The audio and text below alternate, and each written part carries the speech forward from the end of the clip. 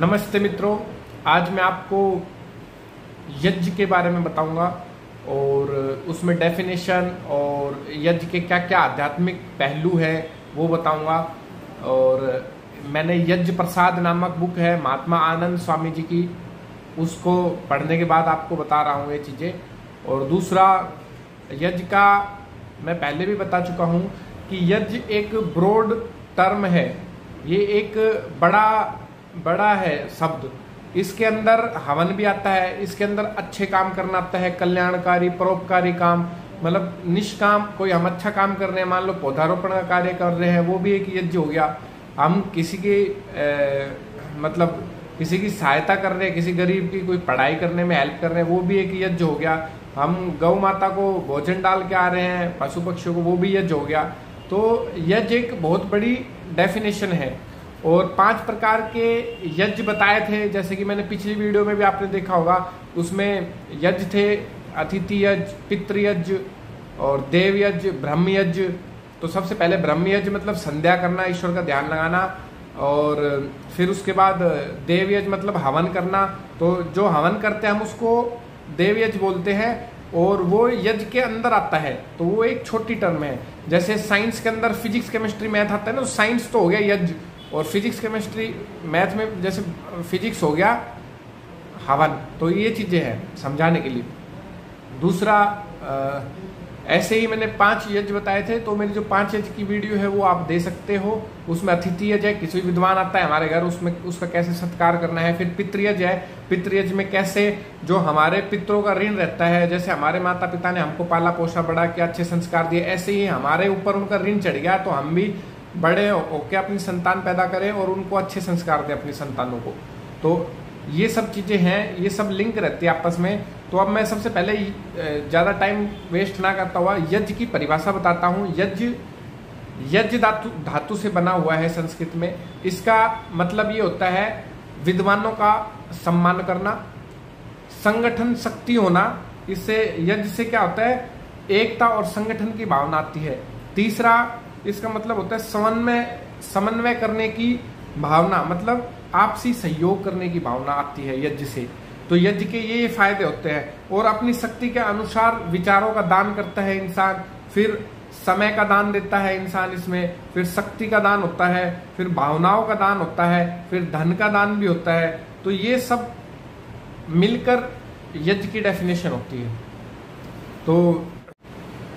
तो यज्ञ की जो साइंटिफिक पहलू है वो भी मैंने आपको कई बार बताया कि यज्ञ करने से कई मानसिक बीमारियां अच्छी होती है। आप पबमेड में जर्नल है काफ़ी इसके बारे में, जैसे अल्जाइमर्स डिजीज, डिमेंशिया, उन पर बहुत अच्छा फर्क पड़ता है, आप ये सब देख सकते हो। दूसरा, यज्ञ चिकित्सा होती है। यज्ञ चिकित्सा में मधुमेह, श्वास की बीमारियां, ये सब चीज़ें ठीक की जाती है यज्ञ चिकित्सा से। आपको लगता है कि ऐसे ही यज्ञ हो जाता है, हमारे जो महर्षि हुए, ऋषि हुए, वो ऐसे ही यज्ञ कर देते थे, ऐसा नहीं है। उसके पीछे साइंटिफिक वो था बताना। दूसरा, यज्ञ में जो वायु निकलती है वो मिथाइल फॉर्मल्डिहाइड निकलती है, उसके कारण वायु शुद्ध होती है और जो भी कीटाणु वगैरह होते हैं वो सब मर जाते हैं। दूसरा, जो हवन से जो पेनिट्रेशन पावर होती है, अग्नि के कांटेक्ट में आने से, घी की सामग्री की, अच्छी चीज़ों की, तो वो वायुमंडल में जाती है और जो बादलों पे रहती है वो वाष्प बन जाती है, और उन वाष्प का भार नॉर्मल पानी की वाष्प से भारी हो जाता है, तो इसलिए बारिश करने में भी हेल्प करता है यज्ञ। और तीसरी चीज़ें ये है कि तो वायुमंडल को शुद्ध करता है यज्ञ, और दूसरा बीमारियों को भी दूर करता है। तीसरा, बारिश कराने में भी हेल्प करता है। चौथा, इससे हम ईश्वर का भी ध्यान लगाते हैं जो बहुत जरूरी है। तो यज्ञ है, कई लोग इसको यह केवल कर्म कांड को मान लेते हैं यज्ञ, कि भाई अपनी जो इच्छा होती है उसकी सिद्धि के लिए हम लोग हवन करते हैं। ऐसा नहीं है। यज्ञ का जो मेन उद्देश्य रहता है केवल कर्म कांड नहीं रहता। यज्ञ का मेन जो उद्देश्य है वो है एक ईश्वर की पूजा, उसका ध्यान, उसकी प्रार्थना, और यज्ञ से संबद्ध ज्ञान और उपासना को जानना, उपासना को करना और उसका हमें महत्व मिलना। तो ये सब चीजें प्राय होती है यज्ञ में, लेकिन एक टाइम आया था कि जब महाभारत के टाइम और महाभारत के बाद टाइम कर्म कांड में ज्यादा उलझ गए थे लोग, और ईश्वर की पूजा और परोपकार की जो भावना थी उसका लोप हो गया था, वो कम हो गई थी इसमें यज्ञ में, जबकि ये होना जरूरी रहता है। तो महर्षि दयानंद सरस्वती ने जो वैज्ञानिक हमें साइंटिफिक वर्जन भाष्य किया है वेदों का, वो बहुत ही काफी अच्छा है। उन्होंने इतनी हमको नॉलेज दी और एक्चुअल चीजें बताई। अब कई भाष्यकारों ने तो पशु बलि भी ला दी थी यज्ञ में, यज्ञ में पशु की बलि भी देने लग गए थे, उसके बारे में भी मैं बताऊं। तो दो चीजें थी पहले के टाइम में, जैसे पशुमेध यज्ञ। पशुमेध यज्ञ का मतलब होता है जो मनुष्य में पशु की प्रवृत्तियां थी वो उनको खत्म करे यज्ञ से, इसका मतलब ये था, ना कि पशु बलि। तो इसके चक्कर में लोग पशु बलि देने लग गए थे। दूसरा एक चीज होती है नरमेध, मतलब मनुष्यों की भी बलि देने लग गए थे कई लोग। नरमेध का मतलब रहता है कि अभिप्राय यह है कि मनुष्य अपना सर्वस्व, अपना सब कुछ, अपना समूचा जीवन, अपना पूरा जीवन प्रभु चरणों में और प्रभु की बनाई समस्त प्रजा के कल्याण में अर्पित कर दे। तो ये मतलब था पशुमेध यज्ञ का और नरमेध यज्ञ का। लेकिन लोगों में इसमें पशु की बलि और नर की बलि देने चालू कर दी थी, जो कि काफी गलत है। यज्ञ के कई प्रकार होते हैं और ब्राह्मण ग्रंथ, स्मृतियों में, सूत्र पाठों में, सूत्र ग्रंथों में इनके बारे में बताया गया है। अथर्ववेद के बारे में भी कई श्लोक आए हैं यज्ञ के बारे में, और उनमें बताया गया है कि पहले कैसे कैसे यज्ञ करना चाहिए। पहले राजसूय यज्ञ होना चाहिए, फिर वाजपेय यज्ञ होना चाहिए, फिर अग्निष्ट होम होना चाहिए, फिर अश्वमेध यज्ञ होना चाहिए, फिर अग्निहोत्र होना चाहिए, फिर अग्निया ध्यान होना चाहिए, फिर चातुर्मास्य यज्ञ होना चाहिए।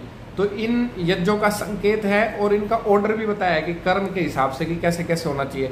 फिर इसी का ही गोपथ ब्राह्मण में ही इन यज्ञों के कर्म लिखे हैं। उसमें अग्न्याधान, पूर्ण आहुति, अग्निहोत्र, 10 पूर्ण मास, आग्रहण, चातुर्मास्य, पशुबंध, अग्निष्टोम, राजसूय, वाजपेय, अश्वमेध, पुरुषमेध, सर्वमेध, स्वल्प, अधिक और अत्यधिक दक्षिणा वाले यज्ञ। तो ये सब गोपथ ब्राह्मण ग्रंथ में बताया गया हुआ है। तो जैसा कि मैंने ब्राह्मण ग्रंथों के बारे में बताया था कि 4 ब्राह्मण ग्रंथ पढ़ने लायक है, गोपथ, सतपथ, ऐत्रेय, तैत्रेय, ये सब चीजें हैं। तो यज्ञ का जो डिफरेंट टाइप के यज्ञ होते हैं, जैमिनी ऋषि का मीमांसा दर्शन मुख्यतः कर्मकांड की दृष्टि से इन यज्ञों का ही वर्णन करता है। तो जो महर्षि जैमिनी ने भी लिखा है मीमांसा दर्शन, उसमें भी इन कर्मकांड यज्ञों के बारे में लिखा गया है। तो जो ये यज्ञ के मैंने टाइप बताए हैं, इतना डिटेल मैं किसी विद्वान से ही पूछ के बताऊंगा कि इन यज्ञों में क्या क्या होता था। ये डिफरेंट टाइप के यज्ञ होते थे और इनका कर्म भी बताया कि मेरे को कैसे करना चाहिए था। जैसे पुराने के टाइम में कुछ एक तो मेरे को पता है, राजसूय यज्ञ और अश्वमेध यज्ञ। अश्वमेध यज्ञ में घोड़ा छोड़ दिया जाता था, तो उससे अपना विस्तार करने के लिए राज्य का तब किया जाता था। राजसूय यज्ञ मतलब राजगद्दी पे बैठते थे तो राजसूय सभी राजाओं को निमंत्रित देते थे, तो राजसूय यज्ञ करते थे। तो ये सब चीजें थी। तो ये डिफरेंट प्रकार के यज्ञ हैं। तो गीता में 3 यज्ञ चक्र बताया गया है, जिसके अंदर 3 यज्ञ आते हैं। 3 यज्ञ आते हैं, वो है आदि भौतिक यज्ञ, आदि दैविक यज्ञ और आध्यात्मिक यज्ञ। ऐसे ही 3 लोक आते हैं इसमें, पृथ्वी लोक, सूर्य लोक और धूलोक। धूलोक मतलब आकाश, और सूर्य लोक मतलब नक्षत्र, सूर्य, तारे, चंद्रमा, ये सब। और पृथ्वी लोक मतलब जहाँ पे हम रह रहे हैं, पृथ्वी, तो ग्रहों के बारे में। तो ये सब चीजें हैं। तो इसमें जो पहला यज्ञ है उसको आदि भौतिक यज्ञ बोलते हैं। इस 3 चक्र यज्ञ चक्र के अंदर फिर 3 शरीर आते हैं, सूक्ष्म शरीर, स्थूल शरीर, कारण शरीर। तो जो ये आदि भौतिक यज्ञ है, इसमें जैसे हमारा स्थूल शरीर पालन पोषण करता है, अपना दूसरों से सुख लेता है, तो वो हम पे पितृऋण हो गया। तो उससे हमारा भी फर्ज बनता है कि हम भी दूसरों को सुख दे, सुख पहुंचाएं और उत्तम संतान के रूप में अपना प्रतिनिधित्व छोड़कर जाए। तो ये हो गया आदि भौतिक यज्ञ। अब दूसरा यज्ञ जो है वो है आदि दैविक यज्ञ। आदि दैविक यज्ञ में मतलब जो भी अंतरिक्ष लोग है, जैसे सूर्य, अग्नि, वायु, चंद्र, नक्षत्र आदि से जो भी हमारा जो सूक्ष्म शरीर बना है, उधर स्थूल शरीर था, इसमें सूक्ष्म शरीर जो बना है उसको, उसमें जो मन बुद्धि चित्त अहंकार प्राण बना है, सूक्ष्म शरीर जो सूक्ष्म इनसे नक्षत्रों सूर्य अग्नि देवों से बना है, तो इसका जो हमारे ऊपर ऋण होता है, तो उस ऋण को उतारने के लिए हम आदि दैविक यज्ञ करते हैं। मतलब इसको उतारने के लिए हम हवन करते हैं। तो इन देवों से हमें, पंचभूतों से हमें यह सूक्ष्म शरीर मिला है, तो हमें उसका ऋण उतारने के लिए हमें भी पर्यावरण को शुद्ध रखना चाहिए, वातावरण को शुद्ध रखना चाहिए हवन कर कर। तो ये हो गया आदि दैविक यज्ञ। अब तीसरा जो यज्ञ आता है वो है आध्यात्मिक यज्ञ।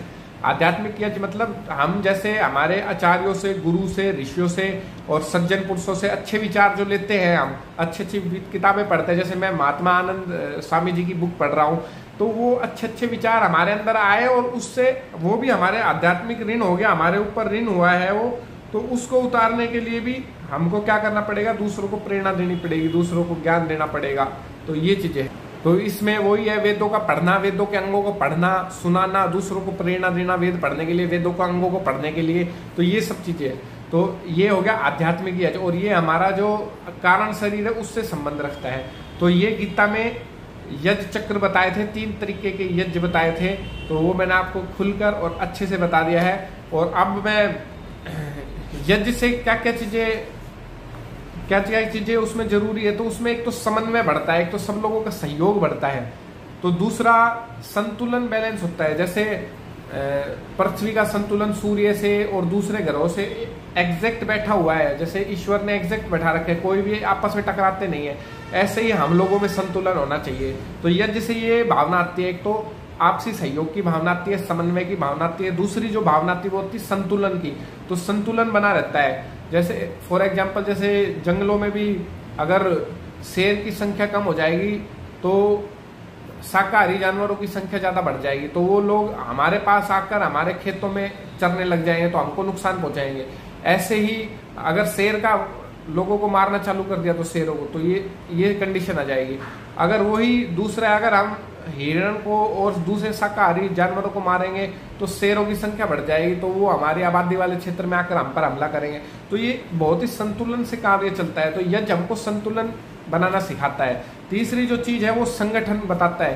तो संगठन हो, एकत्रित हो, सब में एकता हो, वो किससे आ सकती है, वो वेदों से आ सकती है। और वेदों की जो प्रेरणा है, वेदों के जो शिक्षा है, पुरुषार्थ की शिक्षा है, आत्मदर्शन की जो शिक्षा है, उसी से आ सकती है, जो शांति आ सकती है और संगठन बन सकता है इसको, क्योंकि इस चीज को सभी लोग स्वीकार करेंगे। और जो चमत्कारिक बातें हैं, अंधविश्वास है, ढोंग पाखंड है, उनका सब बहिष्कार करेंगे। तो ये चीजें थी यज्ञ के में, तो यज्ञ में ये सब चीजें थी। तो इसके बाद जो हम आहुतियां देते हैं उसका हमारे धर्म के रूप में वो हमारे संस्कार में चली जाती है।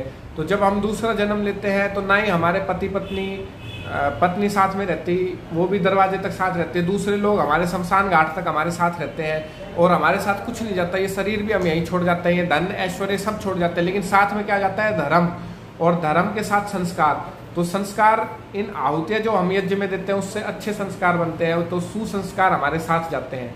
और जो मैंने 16 संस्कार की वीडियो बनाई थी वो भी आप देखें, उन 16 संस्कार की वीडियो में भी सब में हवन करना जरूरी है। तो यज्ञ के बारे में आप मैं इतना ही बताऊंगा। फिर अगली वीडियो में इसको प्रश्नावली के रूप में, क्वेश्चन आंसर के रूप में आपके सामने पेश करूंगा। धन्यवाद।